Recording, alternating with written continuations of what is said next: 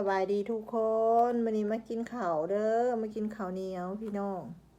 ข้าวเหนียวหนึ่งฮ้อนๆกับตำหมักทั่วพี่น้องกินข้าวน้ำกันอู้เป็นตาแซ่บเว้ยก็มีไก่พี่น้องกินข้าวเหนียวฮ้อนๆกินน้ำกันจะแซ่บพี่น้องอยู่ข้างนอกกับฝนตกแห้งๆมื้อนี้บ่ได้ออกไปไสอยู่บ้านพี่น้องทุกคนสบายดีอยู่บ่บ้านนี่ไปตลาดพี่น้องก็เลยได้หมักถั่วกำนึงเขาขาย$5แล้วพี่น้องหมักถั่วก็ได้ซื้อเขาพี่น้อง5 เหรียญมาแล้วก็มาตำมื้อนี้ฮะก็ได้ตำมีข้าวแรงต้มไข่อาหารบ้านๆได้พี่น้องกินไปจังซี่ล่ะยังมีเรื่องนึงสิมาเว้าให้พี่น้องฟังขน้อยนี่มาเฮ็ดคลิปเนาะเฮ็ดคลิปก็บ่ได้มีคนเบิ่งล่วงหลายไผมากดอกพี่น้องแต่ว่ามักเห็นแล้วก็มีความสุขทางใจหลายคนเว้าให้ขน้อยว่าโอ้ยเจ้านี่บ่มีเวียกมีงานบ่มานั่งเฮ็ดคลิปว่าซั่นเอาเฮ็ดคลิปก็ผิดเขาพี่น้องเฮ็ดคลิปก็เฮ็ดอยู่เฮือนถ่ายเองเฮ็ดเองเป็นหยังเนาะคนเฮานี่ก็ได้หลายคนก็หลายเว้าพี่น้องเฮ็ดหยังก็ผิดแต่ว่าคันเฮาไปซ่าเขาก็บ่ได้ดอกพี่น้องจักสิเว้าให้กันเฮ็ดอีหยังไผเฮ็ดหยังก็เฮ็ดเนาะเฮ็ดในสิ่งที่มันดีเฮ็ดแล้วมันมีความสุขหั้นนะทุกคนก็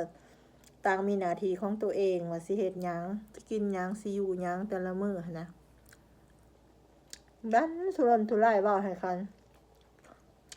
นครั้งแรกแท้ได้พี่น้องเบะซบเบะปากอีกโอ้ยว่าซั่นขน้อยก็จักสิเฮ็ดได้เนาะในใจขน้อยมากพี่น้องเว้าก็บ่เก่งดอกปูๆปาๆไปสิแหละแต่ว่าอันนั้นมีใจมากมีใจอยากเฮ็ด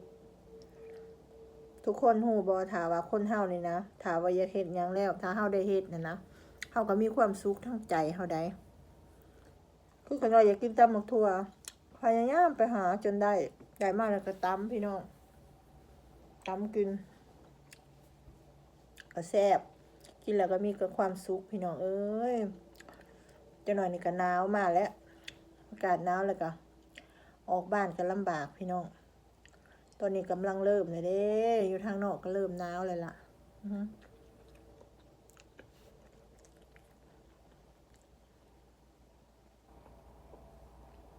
คือทอดแกงหน่อไม้อยู่เมืองลาวพี่น้องหน่อไม้คือหน่อไม้สดขันหมักถั่วตำกระตำสดเนาะแบบพามาปิดเอาโหลดนะอยู่ต้นมันมาแล้วเขาไปหาเอาของสดๆเขาก็มาตำกินนะอันนี้โอ้ยพี่น้องเผื่อสิมาหอดมือเฮานะโดนแล้วก็เป็นที2 อาทิตย์ว่าแต่ของใหม่เลยแต่ก็ดีกว่าบ่ได้กินพี่น้องคิดมากก็ขึ้นหอดบ้านอยู่ได้ล่ะถึงเฮาสิอยู่อันนั้นส่วนบทเนาะเฮาก็มีความสุขได้เฮาได้กินในสิ่งที่เฮาอยากนะอยู่นี่ก็บ่อึดกินอึดอยากแต่ว่ามันก็บ่มีความสุขคืออยู่บ้านเฮาความสุขแตกต่างกันพี่น้องคนละแบบนะถ้าผู้ใดมาคลิปก็อย่าลืมกดไลค์กดแชร์กด Subscribe ให้ได้เด้อพี่น้องเพื่อเป็นกำลังใจเฮ็ดคลิปต่อไป